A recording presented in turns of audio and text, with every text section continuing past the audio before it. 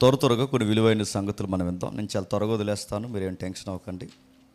కొన్ని వారాలుగా దేవుని స్వభావ గుణలక్షణాల గురించి మనం మాట్లాడుతున్నాం. అందరికీ ఐడియా ఉందిగా. లాస్ట్ వీక్ మనకి రిజరెక్షన్ డే మూల కొంచెం రావడానికి అవ్వలేదు. ఆ దేవుని యొక్క గుణలక్షణాలు, దాన్ని థియలాజికల్గా నేచర్ ఆఫ్ గాడ్ అంటారు. దేవుని గురించి తెలుసుకోవడం ప్రాముఖ్యం అంటే చాలా ప్రాముఖ్యం. ఆయనను గుర్చిన సరి అయిన అవగాహన లేకపోతే బైబిల్లో ఉన్న దేవుడి కన్నా నువ్వు ఊహించుకునే దేవుడు ఎక్కువైపోతాడు. దేవుడేంటో మనకు తెలియకపోతే బైబిల్లో ఉన్న పరిశుద్ధాత్ముడి కన్నా నువ్వు అనుకునే ఒక ఆత్మ తయారైపోద్ది నీ జీవితంలో. దేవుని గుర్చిన సరి అయిన అవగాహన లేకపోతే నువ్వు సువార్తే వింటున్నాను అనుకుంటా కానీ ఒక సోది నీ ఇంటికి వెళ్ళిపోతే ఒక తన్మయత్నం చెందుతుంది. అందుకే దేవుని గురించి తెలుసుకోవడం చాలా ప్రాముఖ్యం. అంటే చాలా ప్రాముఖ్యం. భూమి మీద పుట్టిన ఏ మనిషికైనా పాప స్వభావం ఉంది కనుక ఆ పాప స్వభావం అంటే ఆదాము పతనమైపోయిన ఫాలెన్ హార్ట్తో ఉన్న ఆదాము నుంచి మనం పుట్టుకొచ్చాం కనుక పాప స్వభావంతో ఉన్న మనిషి పవిత్రుడైన దేవుడిని అర్థం చేసుకోవడం ఎప్పటికీ ఫెయిల్యూర్ అవుతుంది. ఆ మనుష్యుడు దేవుడిని అర్థం చేసుకోలేడు కనుక దేవుడు తలంచి, దేవుడు ముందుగా గ్రహించి, దేవుడు ముందుగానే భవిష్యత్తును చూసి నిన్న నేడు ఏకరీతిగా ఉన్న దేవుడు తనను తాను బయలుపరచుకోవడానికి ఆయా కాలాల్లో ప్రవక్తల్ని, వ్యక్తుల్ని, నీతిమంతుల్ని లేవనెత్తి వాళ్ళ ద్వారా మాట్లాడుతూ కొన్ని విషయాలు రికార్డ్ చేస్తే ఆ రికార్డ్ చేసిన పుస్తకం బైబిల్ అయింది. ఆ బైబిల్లో తనను తాను బయలుపరచుకున్నాడు. ఆ బైబిల్ గురించి, ఆ వాక్యాన్ని గురించి సరి అయిన అవగాహన లేకపోతే మానవుడు ఎంత వికృతంగా తయారవుతాడో మొదటి తరగతిలో మనం చూస్తాం. గుర్తుందిగా. అందులో ఒక యూదుడు ఎఫ్స్టీన్, మీకు తెలుసు కదా. ఆ జెఫ్రీ ఎఫ్స్టీన్ వాడు చేసిన ఘోర కలి ఎప్పటికీ నేరాల చిట్టా పైకి తీస్తున్న లక్షల పేజీలు, 3 లక్షల పైనే పేజీలు వచ్చినాయి. అంటే ఒక యూదుడికి, ఒక దేవుని కుమారుడిని పిలువబడిన ఒక జాతిలో ఉన్న ఒక బిడ్డకి దేవుడు తెలియకపోతే ప్రపంచం ఎంత ఘోరంగా తయారైపోయింది. అమెరికా ప్రెసిడెంట్లు మొదలుకొని ఫేస్బుక్, యూట్యూబ్, ఎవరైతే ఉన్నారో గూగుల్ అధినేతలు అందరూ సాఫ్ట్వేర్, డబ్బు ఉన్నవాడు, ఆడు ఈడు అందరూ కలిపి ఆ డెవిల్ ప్రాక్టీస్లో కూర్చున్నారు. ఎందుకంటే కేవలం డైరెక్ట్ క్వశ్చన్కి డైరెక్ట్ ఆన్సర్ ఒకటే, దేవుడు తెలియకపోవడం వలన. నెక్స్ట్ మనం చూస్తాం, ఆ దేవుడు ఎలా ఉంటాడంటే మనం అనుకున్నట్లేడు. ఆయన చాలా మన ఊహలకి అతీతంగా, ఆయన రీచ్ అవ్వలేనందుకు. అందుకే ఆయన అన్రీచబుల్ గాడ్. ఆయన మనం అందుకోలేం. అంత గొప్ప స్థితిగతుల్లో ఉన్న ఆయనకి ఎలాంటి గుణగణాలు ఉన్నాయంటే ఆయన కనిపించడు, మనం అనుకున్నట్టు మన వినికుల్లో వినిపించడు, ఆయన శక్తిగా ఉన్నాడని చూస్తాం. శక్తి అంటే అలా శక్తిగా ఒక గాలిగా లేదా వెలుగులో వెలుగుగా కాదు. శక్తి అన్న ఆయనకి వ్యక్తిత్వం ఉందని చూస్తాం. ఆ వ్యక్తిత్వంలో ఆయనకి ఏముంది? ఆయన సీరియస్ అవుతాడు, లవ్ చేస్తాడు, దగ్గర తీసుకుంటాడు, కోపడుతుంటాడు. అలాంటి గుణగణాలతో ఆయన ఉన్నాడు. ఆయన గురించి ఇంకా మనం ఏం నేర్చుకున్నామంటే ఆయనను గురించి ఆయన నిత్యుడై ఉన్నాడు. మనకులాగా ఒక రోజుకి నశించిపోవడం, మనకులాగా ఒక రోజు ప్రారంభం లేదు. అలాంటి ఆయన గురించి మనం ఇలా నేర్చుకుంటూ అంత గంభీర వ్యక్తిత్వం కలిగిన దేవుణ్ణి సాదాసీదాగా ఒక ఐడల్లో కూర్చోబెట్టకూడదు. అంటే ఒక విగ్రహంలో కూర్చోబెడతాడు. ఎందుకంటే అంత గంభీరమైన దేవుడిని ఒక విగ్రహంలో కూర్చోబెడితే దేవుడిని అవమానించడం. అందుకే విగ్రహారాధన వద్దంటాడు దేవుడు. ఇంకా మనం చూస్తే వచ్చి ఆయన గుణలక్షణాలు చూస్తాం. ఆయన గుణలక్షణాలు చూస్తూ అందులో ముఖ్యంగా ఎందుకు దేవుడు మనకు కనిపించడంటే టైంకి, స్పేస్కి, మ్యాటర్కి ఆవలున్నాడు ఆయన. అంటే మనం అనుకుంటున్న కాలానికి, ఆకాశానికి, పదార్థానికి ఆవలు ఉన్నాడు కనుక ఆ దేవుడు మనకు అర్థం కాడు. ఆయన చూస్తూ ఆయన గురించి లక్షణాలు మనం ఏం చూసామంటే మొదటిగా ఈ విశ్వానికి, మన కాలానికి, స్థలానికి, పదార్థానికి ఆవలు ఉన్నవాడుగా చూసి, రెండోది ఆయన నిన్న నేడు మార్పు లేని దేవుడిగా ఉన్నాడని చూస్తాం. మూడోది ఏం చూసామంటే సర్వశక్తి గల దేవుడు అని చూస్తాం. ఈరోజు మనం ఏం చూడబోతున్నామంటే హోమ్ని ప్రజెన్స్ అంటారు. అంటే సర్వవ్యాప్తి అంటే ఏంటి? ఇది కొంచెం చాలా క్లారిటీగా తెలియాలి. ఈ క్లారిటీ చాలామందికి లేకే బహుదేవత ఆరాధన వైపుకి తిరిగిపోయారు. సర్వవ్యాప్తి అంటే సర్వవ్యాప్తి వేరు, సర్వాంతర్యామి వేరు. సర్వవ్యాప్తి అని బైబిల్ చెప్పింది తప్ప దేవుడు సర్వాంతర్యామి అని చెప్పలేదు. అంటే ఏంటని నన్ను సీరియస్గా చూడకండి. సర్వవ్యాప్తి అంటే వీటన్నిటి మీద ఆవహించి ఉన్నవాడు. ఆవహించడం అంటే తెలుసుగా, కోడి గుడ్లను బిడ్డల్ని తన రెక్కల కిందకి ఎలాగైతే చేసుకుని అన్నిటి మీద ఇలా ఆవహించుంటుందో, దేవుడు కూడా అనంతమైన విశ్వాన్ని లేదా ఈ లోకాల్ని లేదా ఈ ఆకాశాల్ని తనలో ఇముడ్చుకుని ఉన్నాడు అన్నమాట.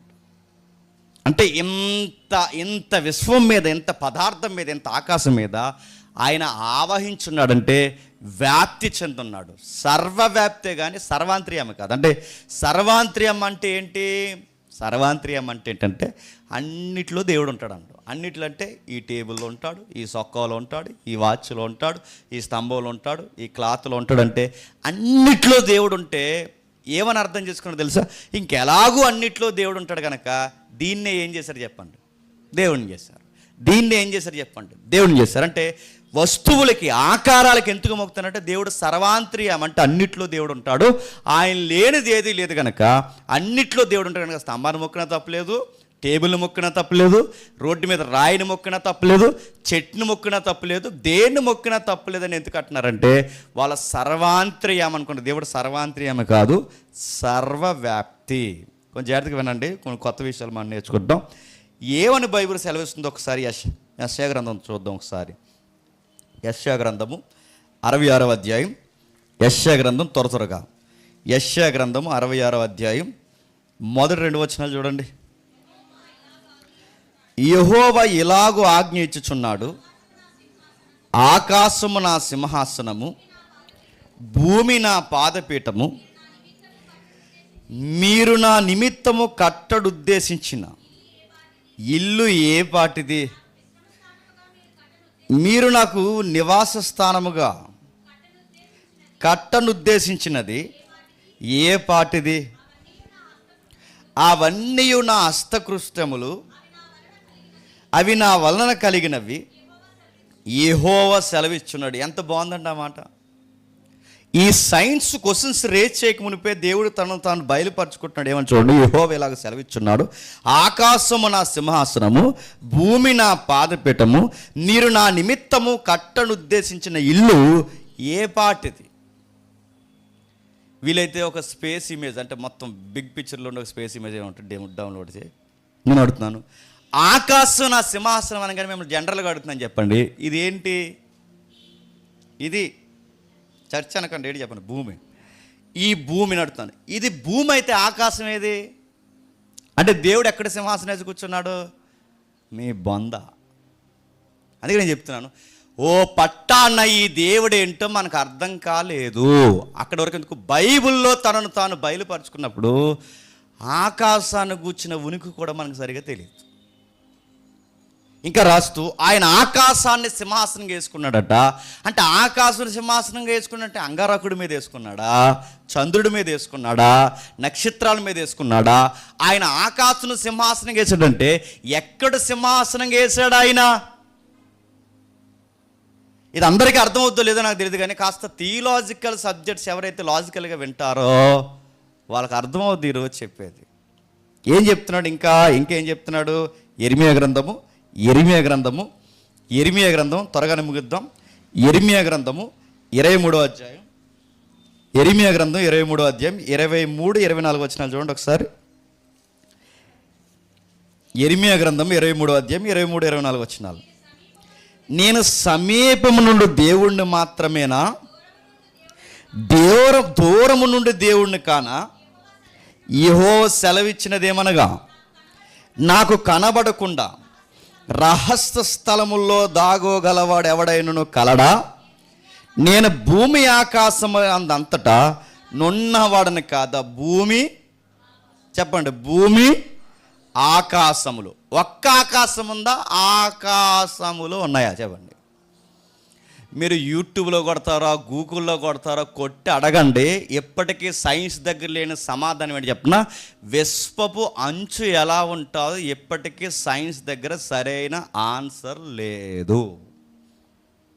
అందుకే విశ్వంలో ట్రావెల్ చేస్తే అంచుకి ఎక్కడికన్నా వెళ్తామంటే వెళ్ళం, ఎప్పటికీ వెళ్ళం. మరి వెళ్ళకపోతే ఏమవుద్దంటే విశ్వంతో ఉండే ప్రమాదం ఏంటంటే స్పేస్లో ఎక్కడైతే జర్నీ స్టార్ట్ చేస్తామో మళ్ళీ అదొక థియరీ ఉంది, ఎక్కడైతే జర్నీ స్టార్ట్ చేస్తామో మళ్ళీ అలాగే తిరిగి అక్కడికి వస్తామంట. అది ఎలాగండి అని మీరంటే ఒక విషయం చెప్తాను. సముద్రం ఒడ్డుకి వెళ్ళి, ఇప్పుడు వెళ్ళకండి, సముద్రం ఒడ్డుకి వెళ్ళినప్పుడు అక్కడ నిలబడి ఎలా చూసి, సముద్రం అలా చూస్తే ఒక అంచు కనబడుతుంది మీకు. అలా అంచు ఉందనుకుంటాం కానీ అంచు ఉండదు. అంచు అలా కనబడుతుంది. ఆ అంచు మీద నుంచి మీరు ట్రావెల్ చేసి అలాగంటే మీరు ఇంకా అలా ట్రావెల్ చేసుకుంటూ వెళ్ళిపోతే అటువైపు ఒక ఒడ్డు వస్తుంది. మళ్ళీ అలా ప్రయాణం చేసి మళ్ళీ అలా తిరిగి వస్తే మళ్ళీ ఎక్కడ ట్రావెల్ చేసావో చెప్పండి, అక్కడికి వస్తావు. దాన్ని భూమి సర్కిల్ మనకు అన్నారుగా, రౌండ్లో ఉంది కనుక ఎక్కడ ట్రావెల్ చేసామో అక్కడ. అందుకే విశ్వపు అంచును చూద్దామని ఎంత ప్రయాణం చేసినా బండి అంట చెప్పండి తిరిగి మళ్ళీ ఎక్కడికి వెళ్ళిందో చెప్పండి, అక్కడికి వస్తుంది. కానీ తిరిగి వచ్చేద్దాం అనుకుంటుంది, అనుకునే మన టైం లైన్లో లేదు. ఇది ఒక థియరీ అలా ఉందని. మరికొంతమంది ఏమన్నారంటే అది సదునుగా, అంటే అది ఫ్లాట్గా ఉంది కనుక దానిలో ట్రావెల్ చేసినా మళ్ళీ ఎలాగెళ్ళి ఎండ్ అవుతాం ఎప్పటికీ తెలియదట. బైబిల్లో ఊరకే కొన్ని పదాలు మనకు కనబడుతున్నట్టు మనకు అనిపిస్తే కానీ దాన్ని సైన్స్ టెంపర్లోకి తీసుకొచ్చి దాన్ని ఆలోచిస్తే మన ఊహలకు కూడా దేవుని యొక్క ఉనికి మనకి అందదు.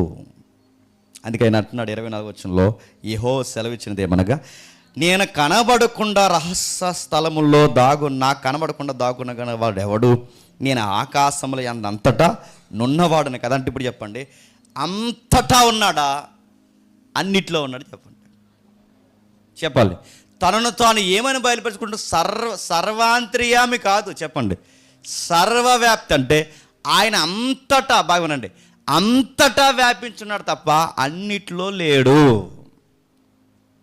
అదే రాస్తున్నాడు చూడండి, నాకు కనబడకుండా దాక్కునగలవాడెవడు, నేను అంతటా ఉన్నవాడిని కదా. అంటే ఈయన ఇక్కడ ఉంటాడు, బాగా వినండి, అక్కడ ఉంటాడు, ఇంకా వినండి, మరొక ఆకాశంలో ఉంటాడు, ఇంకా వినండి, పాతాళంలో కూడా తన ఉనికిని చూపించగలడు, ఇంకా వినండి, సముద్ర గర్భంలో చూపించగలడు. నువ్వు ఎక్కడికి ఎక్కిపోయినా, పక్కన నక్షత్రాల వైపు పోయినా, గ్రహాల వైపు పోయినా, నీటి స్థలపు జాడలు లేని ఎంత స్పేస్లో ఏ మెటీరియల్ దగ్గరికి మనం పోయినా అక్కడ ఆయన ఉంటాడు. ఇప్పుడు మీకు డౌట్ రావాలి, అంటే దేవుడు ఎక్కడ ఉంటాడు చెప్పండి, అక్కడ ఉంటాడు, ఇందులో ఉంటాడు, గుర్తుపెట్టుకోండి. అంతటా ఉంటాడంటే అంతటా ఉంటాడు, అన్నిట్లో ఉంటాడు, అంతటా ఉంటాడు. అంతటా ఉన్నప్పుడు మరి ఎందుకు కనబట్టలేదు? ముఖ్యాంశాలు మరోసారి చెప్పండి. మరి అంతటంటే ఇప్పుడు దేవుడు పక్కన ఉన్నాడా? ఉన్నాడు. నా పక్కన ఉన్నాడా? ఉన్నాడు. మీ పక్కన ఉన్నాడా? ఉన్నాడు. నక్షత్రాల దగ్గరికి వెళ్తూ ఉంటాడు? ఉంటాడు. ఎక్కడికి వెళ్ళినా ఉంటాడు. ఆయన ప్రజెన్స్ అన్నిటి దగ్గర ఉంది. ఆయన ప్రజెన్స్ అన్నిటి దగ్గర ఉన్నప్పుడు మరి ఎందుకు కనబట్టలేదు? ఇంతకన్నా డీప్గా వెళ్ళకూడదు అనుకుంటున్నాను, ఎండ ఎక్కువ ఉంది. మరి అన్నిటి దగ్గర ఉన్నప్పుడు మరి ఎందుకు కనబట్టలేదంటే ఆయన ఉంటాడు. అంటే ఆయన ప్రజెన్స్ ఇక్కడ ఉంది, అక్కడ ఉంది. ఇప్పుడు ఇక్కడ ఉన్నాం మనం ఇండియాలో ఉన్నప్పుడు ఇండియాలో ఏం జరుగుతుంది ఇక్కడే మనకు తెలుసు. కానీ దేవుడు ఏంటి చెప్పినా, ఇండియాలో ఏం జరుగుతుందో తెలుసు ఆయనకి. ఇప్పుడు మనకు నైట్ అయ్యే దేశాలు ఉన్నాయి, అమెరికా, అక్కడ ఏం జరుగుతుందంటే వన్ టైం లైన్లో ఎక్కడ ఏం జరుగుతుందో అన్నీ ఆయన తెలుసు. అలా ఎలా నీకు తెలుస్తుందంటే ప్రజెన్స్, ఆమ్ని ప్రజెన్స్. అంటే ఆయన అంతటంటే మనకి మెటీరియల్ పొడవు, ఎత్తు, ఎడలుపు మనం 360 డిగ్రీలో చూస్తున్నాం, 3 డైమెన్షన్లో చూస్తున్నాం. మన ప్రజెన్స్ ఇక్కడే ఉంది కనుక మనం ఇలా చూడగలం. దేవుడు 3 డైమెన్షన్లు అంటే మనం అనుకున్న ఈ 360 డిగ్రీల యాంగిల్లో ఆయన లేడు కనుక మనం ఈ యాంగిల్లో ఉన్నాం కనుక ఈ పొజిషన్లోనే మనం చూడగలం. కానీ దేవుడు ఇక్కడే లేడు. ఆయన యొక్క ఉనికి, ఆయన పర్సనాలిటీ అంతటా వ్యాపించిందంటే మీకు అర్థం అవ్వాలంటే మళ్ళీ నేను జ్ఞాపకం చేస్తున్నాను, ఆకాశం పైన ఆయన లేడు కానీ ఆకాశమే ఆయన లోన ఉంది. ఇంకా బాగున్నాడు. గ్రహాలు పైన ఆయన లేడు కానీ గ్రహాలే ఆయనలో ఉన్నాయి. మనుషులు పైన ఆయన లేడు కానీ మనుషులే చెప్పండి ఆయన ప్రజెన్స్లో ఉన్నారు. అందుకే పౌలు ఎథెన్స్లో ప్రసంగం చేస్తే ఏమంటాడంటే, ఆయన యందు చలించుచున్నాము, ఆ మాట మర్చిపోకండి, ఆయన యందు చలించుచున్నాము, ఆయన యందు చెప్పండి ఉనికి కలుగును. అంటే దాని అర్థం ఏంటి? ఆయనలో ఉన్నాం. ఆకాశం ఆయనలో ఉంది, విశ్వం ఆయనలో ఉంది, గ్రహాలు ఆయనలో ఉన్నాయి, మనుషులు ఆయనలో ఉన్నాయి, ఎగిరే పక్షులు అన్నీ ఆయనలో ఉంటాయి. ఇంతకీ ఇప్పుడు అన్నీ ఆయనలో ఉంటే ఆయన ఎంత ఉంటాడో మీరెవరో భీముడు రాముడు అన్నట్టు ఊహించుకోకండి. మీకు ఒకటి చెప్తే ఒకటి అర్థమవుతుంది, ఎట్లా సార్ ఇలాగా. అంటే దాన్ని అంచనా వేయలేము, ఆయన వ్యక్తిత్వాన్ని అంచనా వేయలేము. అంటే మొత్తం మీద ఆయన పర్సనాలిటీ అందదు. అందుకే దేవుడు అప్పుడప్పుడు సొలొమోనుతో మాట్లాడినప్పుడు కూడా ఏమన్నాడు ఒకసారి చూడండి. మనకు తెలిసిన వచనాలే ఒకసారి చూద్దాం. మొదటి రాజుల గ్రంథం, త్వరగా ముగిద్దాం. మొదటి రాజుల గ్రంథం. బుద్ధి లేని వాళ్ళు ఎవరు ఇప్పుడు వీడియో కాల్ చేస్తున్నారు? అస్సలు బుద్ధి లేదు వీళ్ళకి. మొదటి రాజుల గ్రంథం 8:27. కొంతమంది మన చర్చికి మరి కావాలని వస్తున్నారో ఎందుకు వస్తున్నారో నాకు తెలియదు, కానీ అందరూ కాదులేండి, కొంతమంది గతంలో కూడా అలాగే మా ఇంట్లోకి వచ్చారు, ఫోటోలు తీశారు, ఇవన్నీ చేశారు. ఈ మధ్యకాలంలో నూడు వీడియో కాల్ చేసే ప్రయత్నాలు కూడా చేస్తున్నారు. మొన్నక ఒక ఆమె వచ్చింది భీమవరం. ఒకవేళ సిస్టర్ జెన్యున్ అయితే నేను ఏమనలేను, ఒకవేళ జెన్యున్ కాకపోతే దేవుడు తను గద్దించుగాక. ఇక్కడ నుండి భీమవరం లోపల ఎక్కడో ఇంటీరియర్ ఏరియా అది. ఆ లోపలికి వచ్చి నాకు వీడియో కాళ్ళు, ఆడియో కాళ్ళు, మిస్డ్ కాల్ చేస్తుంది, వాట్సాప్ కాల్ చేస్తుంది. ఎవరు అనుకున్నాను, తర్వాత వాయిస్ మెసేజ్ పెట్టింది, జరుగుతుంది. ఆ తర్వాత లోపల ఎక్కడో డీప్ ఏరియాలోకి వచ్చింది. ఆ రోజు నాతో పాటు ఎవరో వచ్చారు, సతీష్ వచ్చాడు, నరసాపురం సతీష్ వచ్చాడు. మేము వెళ్ళాం. నాకు మెసేజ్ పెడుతుంది ఏమనంటే, మన మీటింగ్ అయ్యేసరికి 12, 11:30, 12 లేదా లేట్ అయితే 12:30 అవుద్ది. ఇంకా ఆ డిన్నర్ అదే అయ్యేసరికి ఆ టైంలో ఆమె సింగిల్గా ఎక్కడి నుండి అక్కడికి వచ్చి ఆ డీప్ ఏరియాలోకి వచ్చి ఇప్పుడు ఆవిడ నేను తీసుకెళ్ళి రైల్వే స్టేషన్లో దించాలంట. ఏమనుకుంటారండి ఎవరన్నా అంటే? జెన్యున్ అయితే పర్లేదు, దేవుడు తను దీవించి కాక వాక్యాన్ని బట్టి అంత దూరం వచ్చింది. ఒకవేళ జెన్యున్ కాకపోతే కారు ఎక్కిన వెంటనే ఆ రైల్వే స్టేషన్ కాడ నేను దించేసిన తర్వాత తెల్లారేసరికి ఒక వీడియో పెట్టి రాత్రి నన్ను జేమ్స్ కారు ఎక్కించుకున్నాడు అన్నదే అనుకోండి, అంతే సంగతులు. ఇంకా చిత్తగించడమే. నన్ను ఎక్కించాడు, కావాలంటే ఆ మీటింగ్ వాళ్ళని అడగండి, వాళ్ళ ముందే నేను ఎక్కాను లేదో చూడండి అంటే ఇంక నేనేమైపోలండి. ఇంకా ఏమంటుంది, కావాలంటే ఆయన కారు నేను ఎక్కాను లేదో గూగుల్ లొకేషన్ తీయండి అంటే ఏమైపోలండి. మరి స్కెచ్ చేయడానికి వస్తున్నారా, బ్యాట్ చేయాలనుకుంటున్నారా, ఎన్ని చేయాలనుకుంటున్నా నాకు అర్థం కాదు. కానీ ముఖ్యాంశాలు మరోసారి ఇవన్నీ చూసేసాం, గుర్తుపెట్టుకోండి. ఇందాక తమ్ముడు చెప్తున్నారుగా, ఎక్స్పీరియన్స్ వస్తుంది, గుర్తుపెట్టుకోండి. దెబ్బలు తినేస్తాం, కోర్టు వరకు కూడా వెళ్ళి వస్తాం, గుర్తుపెట్టుకోండి. మీరు నేను కుప్పగంతులు వేసినా మా క్యారెక్టర్ని చెప్పండి డిఫాల్ట్ చేయలేరు. మళ్ళీ బుద్ధి లేని వాళ్ళు వీడియో కాల్ ఎవరు చేస్తున్నారు, అందుకే చెప్తున్నాను నేను. మీరు వీడియో కాల్ చేసినా, మీరు ఇంకెలాగా సుందరలా కనబడినా నహీ జిందగీ ముఖ్యాంశాలు ముగిసిపోయాయి, గుర్తుపెట్టుకోండి. అందుకే వీడియో కాల్ చేయకుండా మీకు దండం పెడతాం. సరే, మొదటి రాజుల గ్రంథం 8వ అధ్యాయం. మళ్ళీ ఇది కట్ చేయకండి. మన యూట్యూబర్స్ ఎవరైతే ఉన్నారో ఈ తమ్ముళ్ళు ఇంకే వాక్యాలు లేనట్టు ఇది కట్ చేసి జేమ్స్ గారికి న్యూడ్ కాల్స్ వస్తున్నాయని ఒక టైటిల్ ఎట్టకండి, మీకు దండం పెడతాను. ఇది ఎలాగో వదిలండి ఈ మెసేజ్లో. సరే, మొదటి రాజుల గ్రంథం 8వ అధ్యాయం 27. నిత్యముగా దేవుడు ఈ లోకమందు నివాసము చేయుడు, ఆకాశ మహాకాశములు కూడా సహితము నిన్ను పట్టజాలవు. నువ్వు కట్టించిన ఈ మందిరము ఎలాగు పట్టును ఆకాశ, చెప్పండి, మహాకాశములు కూడా ఆయన పట్టజాలం. అంటే దేవుడు అంతా ఉన్నాడు, అన్నిటిపైన ఉన్నాడు, అన్నీ కూడా ఆయనలోనే ఉన్నాయి. ఆయనలో ఉన్నాయి కనుక అపోస్తులు కూడా ఏమన్నారంటే, ఆయనలో మనం బతుకుతున్నాం, ఆయన యందు మనం సలించున్నాం. ఆయన ఎట్లా ఉన్నాడంటే సర్వవ్యాప్తిగా కాకుండా, క్షమించండి, సర్వాంతర్యామిగా కాకుండా సర్వవ్యాప్తిగా ఉన్నాడు. మాట్లాడితే పదే పదే మనకు కనబడుతుంది బైబిల్ చెప్పిన అంటే మహా ఆకాశములో కూడా ఎన్ని, చెప్పండి, పట్టజాలవు. ఆకాశం అంటున్నాడా, ఆకాశాలు అంటున్నాడా? చెప్పండి, ఇప్పుడు చెప్పండి. మనకి ఎన్ని ఆకాశాలు ఉన్నాయి బైబిల్ ప్రకారం? చెప్పండి, ఎన్ని ఆకాశాలు చెప్పండి, త్వరగా చెప్పండి. 1 పరలోకము, 2 భూలోకము, 3 పాతాళం. మీ బొంద. ఆ పిక్చర్ చూద్దాం ఒకసారి, చూడండి ఒకసారి చూద్దాం. మహా ఆకాశాలు అనగానే ఆకాశాలు వేరు. ఈ మాట ఇప్పుడు బండ గుర్తుపెట్టుకోండి. ఇన్ని రోజులు మనం డిస్కషన్ చేయలేదు, కానీ ఒకసారి మీరు డిస్కషన్లోకి రండి. ఆకాశాలు వేరు, లోకాలు వేరు. మీకు కనబడుతుందా? కనబడిపోతే ఇంటికి వెళ్ళి మొబైల్లో చూడండి, కనబడుతుందిగా. ఈ మొదటి బాగుండండి, ఆకాశాన్ని ఎలా విడదీస్తారంటే బైబిల్ నేరేటివ్, ఇది బైబిల్ ఇస్తున్న పిక్చర్ అది. ఈ మొదట మనకు కనబడుతుంది చూస్తారా, ఫస్ట్ మనకు కనబడుతుంది ఫస్ట్ హెవెన్ అంటే ఆకాశం అంటారు. ది ఫస్ట్ హెవెన్ ఏదైతే మనకు కనబడుతుందో ఇది అంటే ఎగురుతున్నాయి చూడండి పక్షులు, పక్షులు, చెట్లు, భూమి, సముద్రము, ఇదంతా దీన్ని ఏమంటారంటే, ఇప్పుడు మనం కనబడుతుంది ఈ చెట్లు, ఈ పక్షులు, ఈ సముద్రాలు, ఈ గుట్టలు, ఈ కనబడుతున్న ఈ వాతావరణాన్ని బైబిల్ సెన్స్లో ఏమంటారంటే మొదట ఆకాశం అంటారు. నా మాటలు అర్థమవుతుంది. ఇది మొదట ఆకాశం. రెండో ఆకాశం అనగానే రెండోది కనబడుతుంది చూడండి, ది సెకండ్ హెవెన్ అని మనకు కనబడుతుందా? అక్కడ మనకు కనబడుతున్నవి స్టార్స్, స్పేస్ మనకు కనబడుతుంది చూడండి.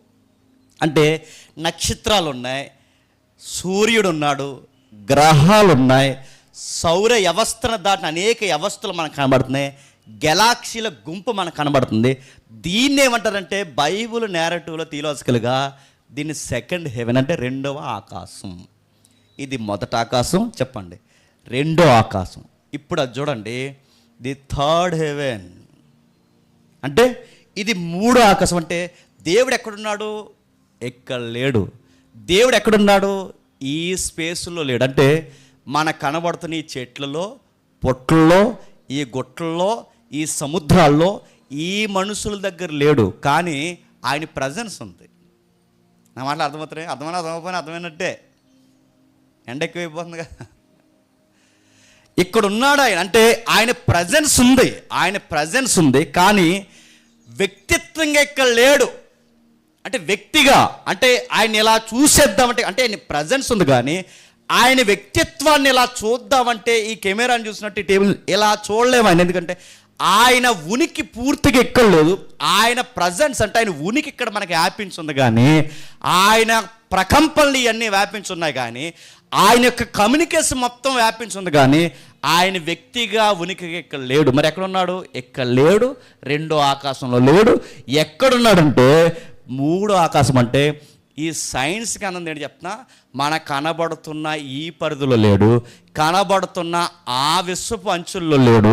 ఇంకా ఎక్కడుండంటే ఆ కనబడుతున్న స్పేస్, ఆకాశం చూసారా, అది కూడా దాటిపోతే మనం లాస్ట్ టైం మనం చదివాం మహా ఆకాశం అని చదివాం చూసారా, ఆ మహా ఆకాశం, దాన్నే అతి పరిశుద్ధ స్థలం, దాన్నే మహోన్నతమైన స్థలం. అక్కడ ఉన్నాడు ఆయన. ఆయన ఇలా చూడాలనుకుంటే అక్కడికి వెళ్తే కనబడతాడు. ఆయన కేవలం కనబడకుండా ఆయన ఉన్నాడని ఉనికి తెలియాలంటే జస్ట్ ఇందులో లేఖనాలను బట్టి అబ్జర్వ్ చేస్తే ఆయన కమ్యూనికేషన్ ఇక్కడ కనెక్ట్ అవుతున్నట్టుంటుంది. అంటే ఆయన కమ్యూనికేట్ అయ్యేది ఈ రెండిట్లో అవుతాడు, కానీ పూర్తిగా ఆయన చూడాలనుకుంటే ఈ టైం లైన్లో ఉన్నా కనబడ్డు. చెప్పండి, ఈ టైం లైన్లో ఉంటే అసలు కనబడ్డు, ఆ టైం లైన్లో ఉంటే ఆయన వర్క్ అంటే ఆయన హస్త కృత్యములు ఎలా ఉన్నాయో అది చూడగలం తప్ప, ఆయన వ్యక్తిత్వాన్ని ఎలా ఉందో అర్థం చేసుకుని ఒక ఉనికిగా ఒక రెఫరెన్స్గా చూడగలం తప్ప అందులోకి వెళ్తే కానీ ఆయన కనబడ్డు. నా మాటలు మీకు అర్థమవుతున్నాయా? ఇప్పుడు బాగుందండి. ఇక్కడేమో మనం ఉన్నాం, బాగా వినాలి. ఇక్కడ ఎవరున్నాం? ఫస్ట్ ఆకాశం ఎక్కడ ఉన్నాం? ఎవరున్నాం? మనం ఉన్నాం. పక్షులు ఉన్నాయి, చెట్లు ఉన్నాయి, క్షమించండి, పక్షులు ఉన్నాయి, చెట్లు ఉన్నాయి, సముద్రాలు ఉన్నాయి, మనం ఉన్నాం, జీవరాశి ఉంది. మొదట మూడో ఆకాశంలో ఎవరున్నారు? మూడో ఆకాశం అంటే అదే. మూడో ఆకాశం అంటే పాతాళం అని పెట్టకండి, చాలామంది అలాగే చదివేశారు. మూడో ఆకాశం, ఆకాశం వేరు, లోకం వేరు. గుర్తుపెట్టుకోండి, లోకం వేరు, చెప్పండి, ఆకాశం వేరు. మూడో ఆకాశంలో ఎవరున్నారు? దేవుడు ఉన్నాడు. మొదట ఆకాశంలో ఎవరున్నారు? మనం ఉన్నాం. మరి మధ్యలో ఎవరుంటారు? ఇంకోటి ఉంటుంది, జీవించు. మధ్యలో ఎవరుంటాడో, ఎవడుంటాడో ఒకసారి మీరు చూడండి. అలా కొంచెం జూమ్ చేయి, మీకు ఏయో కనబడుతున్నాయి చూడండి. కొమ్ములు వేసుకుని, కళ్ళు వేసుకుని, సెకండ్ కళ్ళు వేసుకుని ఏయో కనబడుతున్నాయి. గబ్బిలాలు కాదు, చెప్పండి, దురాత్మల సమూహం. పౌలు దాన్ని ఎక్స్పోజ్ చేసాడు. ఏమన్నా చెప్పనా? ఆకాశ మండలం అందున్న, చెప్పండి, దురాత్మ. అందుకే స్పేస్ అట చాలా డేంజరస్గా ఉంటుందట, డార్క్గా. మీరు లైవ్ ఇంటికి వెళ్ళాక తలుపులు వేసేసుకోండి. ఇంటికి వెళ్ళిన తర్వాత తలుపులు వేసుకొని లైట్స్ ఆఫ్ చేసి విశ్వం లైవ్లో చూపించే వీడియోస్ ఉన్నాయి, నాసా లైవ్ వీడియోస్ అని, స్పేస్ లైవ్ వీడియోస్ అని. మీరు కొట్టి అలా కొంతసేపు అలా చూడండి, లైవ్ ఇప్పుడు కనబడుతుంది. మీరు విశ్వాన్ని అలా చూడండి, చాలా డార్క్గా కనబడుతుంటుంది. అందుకే వాడిని ఏమని పోతే చెప్పిన, చీకట శక్తి, దురాత్మల సమూహం. ఆడు ఎక్కడా ఉండలేడు, గుర్తుపెట్టుకోండి. ఆడు హెవెన్లో ఉండలేడు. ఆడు హౌస్ ఎక్కడరా అంటే చెప్పండి, అక్కడికి వెళ్ళి అందరూ అన్నారట, స్పేస్ వాక్ చేస్తామన్నారట. స్పేస్ వాక్ చేస్తే దేవుడు కనపడ్డా, ఆ స్పేస్లో ఎవడు కనపడతా చెప్పండి. నువ్వు ఎంత తిరిగినా వాడు కనబడ్డగా, క్షమించండి, దేవుడు కనబడ్డు కానీ ఎవరు కనబడితే చెప్పిన ఆడు కనబడతాడు. ఒకవేళ కనబడితే ఒకవేళ అలాంటి కెమెరాలు డెవలప్ అయితే ఏదో యాంటీ ఎనర్జీ ఏదో పనిచేస్తుందని మాత్రం ఒకరోజు ఖచ్చితంగా సైన్స్ అంత ఎత్తుకెగితే పట్టుకుంటుంది. అక్కడ ఉంటాడు అంటే ఆడు అక్కడ ఉంటాడు, ఇక్కడికి వస్తాడు. ఆడికి ఏజెంట్లు ఉంటారు కదండి. సెంట్రల్లో ఉన్న వాళ్ళకి స్టేట్లో ఎలా ఉంటారో, స్టేట్లో ఉన్న వారికి పంచాయతీలు ఎలా ఉంటారో, ఆడ సెంట్రల్ అయితే ఆడ ఏజెంట్లు ఉంటారు. ఆడ ఏజెంట్లు అప్పుడప్పుడు చచ్చిపోతారు. నా మాటలు అర్థమవుతున్నాయి. అప్పుడప్పుడు చచ్చిపోతారు, వీడియో కాల్ చేస్తారు. అప్పుడప్పుడు ఆడు రకరకాలుగా వస్తుంటాడు, రకరకాల పని చేస్తాడు. ఆడు పిల్ల బచ్చాగా వాళ్ళందరంటే ఆడు పెద్దోడేళ్ళండి. వచ్చి ఏం చేస్తారంటే మనల్ని రేపుతారన్నమాట. నేను అడుగుతున్నాను, పవర్స్ ఉన్నాయా అంటే యాంటీ పవర్స్ ఉన్నాయి, పాజిటివ్ పవర్ ఉందంటే థర్డ్ హెవెన్లో ఉన్నాయి. ఆయన మనకి అనుకూలమైన శక్తిగా అక్కడి నుంచి ఆయన ఉనికి కలిగి ఉన్నాడు. మనకి యాంటీగా పనిచేసే మరొక పవర్ ఉందంటే అది పనిచేస్తుంది. దాని టెస్ట్ అక్కడ వేసుకుంది. ఇన్నిటి మీద బాగునండి, వీటన్నిటిని దేవుడు చెప్పండి ఆవహించున్నాడంట. సాతానగోడైనా ఆయన ఉనికిలోనే ఉండాలి, నువ్వైనా ఆయన ఉనికిలో ఉండాలి. అంటే ఈ వచనాల భావం నీకు నాకు ఏం చెప్తుందంటే, అన్నిటిపైన ఆవహించున్నప్పుడు దావీదు అంటాడు, నీ కళ్ళు గప్పి నేను ఎక్కడికి దాటిపోగలను. మన పాట అదే కదండి. నేను ఎక్కడికి పోగలను, నేను కూర్చుంటుట, లేచుట, నేను నా నాలుకకు మాట రాకమునిపే. అంటే నువ్వు ఇక్కడ లేవనడానికి లేదు, నువ్వు అన్నిట్లో ఉన్నావు, అన్నిటిపైన వ్యాపించున్నావు. క్షమించండి, అన్నిటిపైన వ్యాపించున్నావు. అన్నిటిపైన వ్యాపించుంటే నీ కమ్యూనికేషన్ దాటి నేను ఎక్కడికి పోగలను? చివరికి పాతాళానికి పోయి దాక్కుందాం అనుకున్నానా, అక్కడ నీ ప్రజెన్స్ ఉంటుంది. గ్రహాల్లోకి పోయి దాక్కుందాం అనుకున్నానా, అక్కడ నీ ప్రజెన్స్ ఉంటుంది. నేను ఎక్కడికి నేను దాటిపోలేను, కానీ నీ ప్రజెన్స్ ఉంది. నీ పర్సనాలిటీ, నీ ప్రజెన్స్ ఉంటే నీ పర్సనాలిటీ ఎక్కడ ఉందంటే మూడో ఆకాశంలో ఉంది. అందుకే పౌలు ఏమంటాడు తెలుసా, 14 సంవత్సరాల క్రితం ఒక మనుషుడు చనిపోయాను. తెలుసు కదా, వచనం చదివగా 2 Corinthians 12 ఉంటుంది. 14 సంవత్సరాల క్రితం ఒక మనుషుడు చనిపోయాను. ఆ మనుషుడు మూడో ఆకాశానికి, మూడో లోకానికి కాదు చెప్పండి, మూడో ఆకాశానికి కొనుపబడును. వశింప సఖ్యము కాని మాటలు, అంటే ఆ యూనివర్స్లో, థర్డ్ యూనివర్స్లో వశింప సఖ్యంగా నా మాటలు ఆ వ్యక్తి వింటున్నట్టు నాకు వినబడుతుంది. అవి మనుషులు చెప్పండి పలకజాలదు. అంటే ఆ లాంగ్వేజ్ వేరు, ఆ గ్రావిటీ వేరు, ఆ సౌండ్ ట్రావెల్ వేరు. అది మనం వినలేం, అది మన ఊహలకు అందదు, అది మనకు అర్థం కాదు. అందుకే పౌలు ఏమన్నాడంటే, నాకు తెలుస్తున్నట్టే ఉంది కానీ మాట్లాడదామంటే మాట్లాడలేం, చూస్తున్నట్టే అనిపిస్తుంది కానీ చూడడానికి ఈ కళ్ళు సరిపోవు. ఆ మూడో ఆకాశంలో ఉన్నాడు. అంటే 3 ఆకాశాలు ఉన్నాయి బైబిల్ ప్రకారం. చెప్పండి, యూదులు 7 ఆకాశాలు అన్నారు, అది పక్కన పడేయండి. బైబిల్ ప్రకారం పౌలు కన్ఫర్మ్ చేశాడు, బైబిల్ ప్రకారం 3 ఆకాశాలు ఉన్నాయి. బైబిల్ ప్రకారం చెప్పండి 3 లోకాలు ఉన్నాయి. 3 లోకాలంటే దేవుడుండే లోకము చెప్పండి, మనుషులుండే భూలోకము, రెండోది చచ్చిపోయిన ఆత్మలు, అంటే చచ్చిపోయిన మనుషుల ఆత్మలు ఉన్నాయి చూసారా, ఆ ఆత్మలు ఉండే లోకం, దాన్నే పాతాళం అంటారు. అంటే పరలోకము, భూలోకము, పాతాళ లోకం, ఇది 3 లోకాలు. మరి ఆకాశాలు అంటే ఏంటంటే థియలాజికల్గా విడదీస్తే మనం ఉంటున్నది స్పేస్, కనబడుతున్న విశ్వము, దానికి దాటి వెళ్ళిపోతూ ఉండేదే చెప్పండి 3వ ఆకాశం. అక్కడ ఉన్నాడు దేవుడు. అంటే దేవుడు 3వ ఆకాశంలో అక్కడ ఉంటే, అలాంటి వ్యక్తి, అలాంటి ఆయన, అలాంటి గొప్ప గుణగణాలు కలిగిన ఆయన, అలాంటి గంభీర వ్యక్తిత్వం కలిగిన ఆయన ఇక్కడ లేడనడానికి గుర్తుపెట్టుకోండి, మనం చెప్పలే.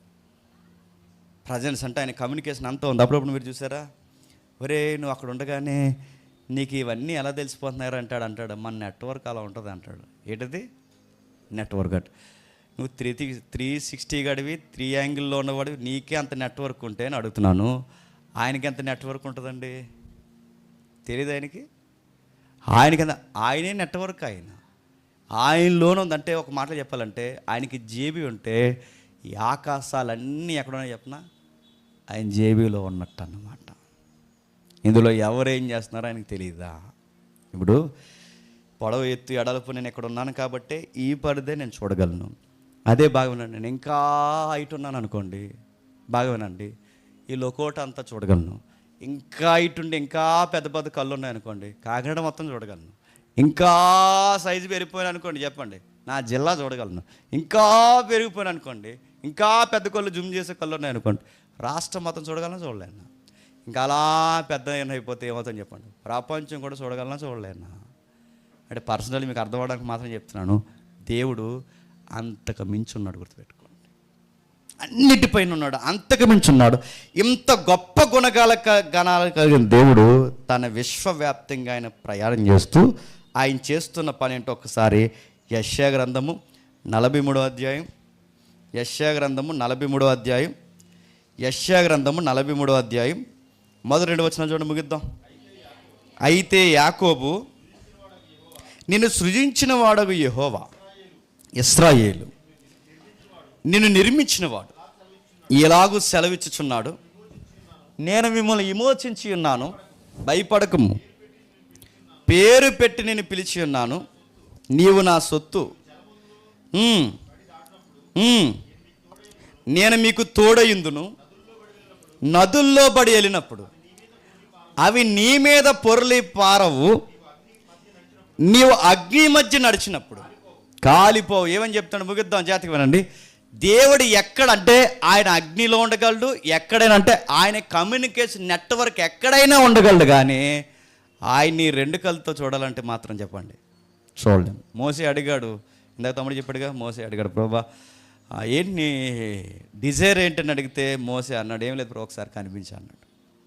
కనిపించేటప్పుడు దేవుడు అన్నాడు మోసేతో, నువ్వు నన్ను చూడలేవు, నన్ను చూడలేవు, కానీ నా మహిమను చూస్తావు. అంటే నా కమ్యూనికేషన్కి ఒక ఇమేజ్ ఉంది, దాన్ని చూడగలవు తప్ప నా పర్సనాలిటీని చెప్పండి నువ్వు చూడలేవు. ఎందుకు నువ్వు చూడలేవంటే, నువ్వు ఉన్నది 2వ ఆకాశంలో లేవు, నువ్వు ఉన్నది 1వ ఆకాశంలో లేవు, నువ్వు ఉన్నది 3వ ఆకాశం, క్షమించండి, నువ్వు ఉన్నది 3వ ఆకాశంలో లేవు, నువ్వు 1వ ఆకాశంలో ఉన్నావు. కనుక ఇందులో నుంచి నన్ను చూసేయాలనుకుంటే ఎట్టా కుదురుతుంది మోసే అని అడిగాడు. ఆ టైంలో వాళ్ళకి అర్థమయ్యేలా దేవుడు ఏమన్నాడంటే, నీకు ఆశ ఉంది కనుక నన్ను అర్థం చేసుకునేలా ఒక మహిమ చూపిస్తానులే అన్నాడు. ఆ మహిమ చూస్తేనే పిచ్చెక్కేసింది ఎవరికి, మోసేకి. అది చూస్తేనే మోసేకి పిచ్చి పడితే మొత్తం దేవుడు ఎలా ఉంటాడో చూడాలంటే మీకు డౌట్ వస్తుందో లేదో, పోనీ చచ్చిపోయే కన్నా చూస్తామంటే చెప్పండి, అప్పుడు చూస్తాం చూడమా? మీకు ఎప్పుడు చూడాలనిపించట్లేదు దేవుడిని? నాకు చూడాలనిపించి అడిగాను ఒక ఆయన్ని, ఎలా ఉంటాడని అంటే సామంసాయిగా ఉంటాడు అన్నాడు. మరి ఎవరిని చూస్తాడేటో. ఇంకోటి డౌట్ ఉందండో, కొంచెం థియలాజికల్గా ఇది కొంచెం రైటే, కొంతమంది నమ్మరు, కానీ చాలామంది దేవుడు కనబడుతున్నారు అంటారు, చూసారా? ఎందుకు అలా అంటారు? నిజానికి కొంతమందిని చూస్తే వాళ్ళు అబద్ధాలు ఆడరు, నిజంగానే వాళ్ళకి దేవుడు కనబడుతున్నారని చెప్తారు. వాళ్ళు నిజంగానే వాళ్ళకి దేవుడు కనబడుతున్నారని వాళ్ళు ఎలా అంటారు? వాళ్ళు నిజానికి వాళ్ళు అబద్ధం ఆడాల్సిన అవసరం లేదు, అంత ఉందా స్థానంలో ఆ ఏజ్లో. మరి వాళ్ళకి దేవుడు కనబడ్డగా అంత గంభీరమైన దేవుడు 3వ ఆకాశంలో ఉంటే ఆయన కనబడతాడు కదా, మరి ఆయన కనబడ్డ కదా, ఆయన కనబడ్డని వీళ్ళు ఎలా చెప్తున్నారంటే దాని అర్థం ఏంటని గుర్తుపెట్టుకోండి. మన మైండ్కి ఒక విధానం ఉంటుంది. ఎక్కువ దేవుడు ఇప్పుడు నేను ఇక్కడ మోకాలు వేసి ఒక 3-4 రోజులు ఉపవాసం ఉండి, లేదా ఒక 40 రోజులు ఉపవాసం ఉండి నా మైండ్ సెట్ చేసుకుని, నువ్వు కనబడితే కానీ నేను ఎక్కడి నుంచి వెళ్ళను, అసలు నువ్వు నాకు కనబడాల్సిందనే మైండ్లో నేను బ్లైండ్గా ఫిక్స్ అయిపోయాను అనుకోండి, ఆయన కనబడ్డ కానీ చెప్పండి, బైబిల్లో ఒకడు ఉన్నాడు, ఎవడు చెప్పండి, ఆడే వెలుగు తోతకొచ్చి, బిడ్డ టెన్షన్ నాకు ఫాస్టింగ్ ఉంటున్నావు కదా, లేచి చెప్పండి, నిన్ను అడుగు కట్టుకాను. కానీ మనకి ఏదో వెలుగు వచ్చినట్టు, ఎవరో వెలుగులోంచి దేవుడు మనతో మాట్లాడుతున్నట్టు. ఈ సిన్నులన్నీ ఎవడే చెప్పనా? సాతానగాడివి. అంటే దేవుడు మనకు కనబడ్డ కానీ అక్కడక్కడ గుర్తుపెట్టుకోండి, కొంతమంది సాక్ష్యాలు వింటుంటే మాకు ఏదో వెలుగు వచ్చినట్టు అనిపించిందంటే బహుశా చెప్పండి, బహుశా ఆడిగానే వచ్చాడేమో. అప్పుడప్పుడు మాకు దేవుడు మాట్లాడినట్టు అనిపిస్తుందంటే బహుశా చెప్పండి, ఆడే మాట్లాడుతున్నాడేమో. అదేంటండి మరి దేవుడు కనబడ్డా, దేవుడు మాట్లాడంటే, ఇంత బైబిల్ ఉన్నప్పుడు, ఇంత గ్రంథం ఉన్నప్పుడు ఇందులో లేకుండా కొత్తగా నీకు చెప్పేదేముంది?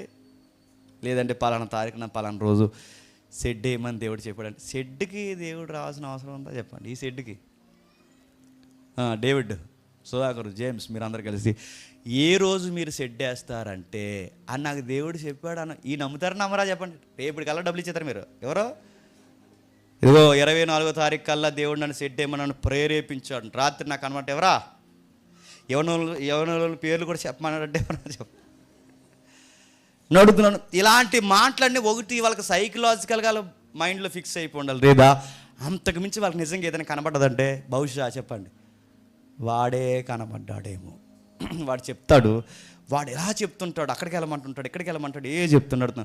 వాక్యంలోంచి కాకుండా, ప్రసంగంలోంచి కాకుండా, పరిస్థితుల్లోంచి కాకుండా ఏదో డైరెక్ట్ వెలుగు నా దగ్గరకు వస్తుందని ఎంత పెద్దవారు మీకు చెప్పినా నేను మళ్ళీ చెప్తున్నాను, దాన్ని సస్పెక్ట్ చేయండి, అనుమానించండి, పూర్తిగా దాన్ని చెప్పండి, నమ్మకండి, దాన్ని పూర్తిగా వ్యతిరేకించండి. మనకి లేఖనం చెప్తుంది, దేవుడిని చెప్పండి మనము అర్థం చేసుకోలేనంత ఉన్నతమైన స్థితిలో ఆయన ఉన్నాడు.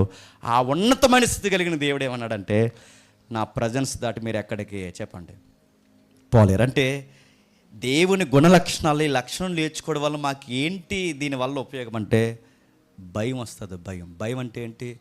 అమ్మో నేను రహస్యంగా ఆయన దగ్గర ఏది చెప్పండి దాయలేను, నా పేరెంట్స్ దగ్గర దాయగలను, నాకు కావాల్సిన వారి దగ్గర నేను దాయగలను, నా ఫ్రెండ్స్ దగ్గర నేను దాయగలను. కానీ నేను ఎంత డార్క్ సీక్రెట్ ఏరియాకి వెళ్ళి నేను ఎంత డార్క్ వర్క్ నేను చేసినా ఆయన కన్నులకి కనబడకుండా నేను ఏది దాయలేను. ఆయన అంతటా వ్యాపించున్నాడు, ఆయన అంతటా కమ్యూనికేషన్ కలిగి ఉన్నాడు. ఆయన దాటిని, అందుకే దావీదు భయం వేసేదంట. దావీదు అన్నాడు, నేను ఎక్కడికి నీ ఉనికిని దాటిపోగలను, నేను ఎక్కడ పోగలను? తల్లి గర్భంలో పడినది మొదలుకొని ఈరోజు ఎదిగి రేపు పొద్దున్న నేను ఏం చేయబోతున్నాను అన్నీ నీకు ముందుగానే నీకు తెలుసు. ఎందుకంటే మా అంతటి మీద నువ్వు వ్యాపించి ఉన్నావు. ఎబ్రీ పత్రిక ముగించేద్దాం ఒకసారి. ఏప్రిల్కి రాసిన పత్రిక మొదటి అధ్యాయం, ఏప్రిల్కి రాసిన పత్రిక మొదటి అధ్యాయం 10వ వచనం చూడండి. ఏప్రిల్కి రాసిన పత్రిక మొదటి అధ్యాయం 10వ వచనం. మరియు ప్రభువా నీవు ఆదియందు భూమికి పునాది వేసితివి, ఆకాశములు కూడా నీ చేతి పనులే, అవి నశించును కానీ నీవు నిలిచిందువు, అవి ఎన్ని వస్త్రము వల్లే పాతగిల్లును, అవి వస్త్రము వలె మార్చబడును కానీ నీవు ఏకరీతిగానే ఉన్నావు.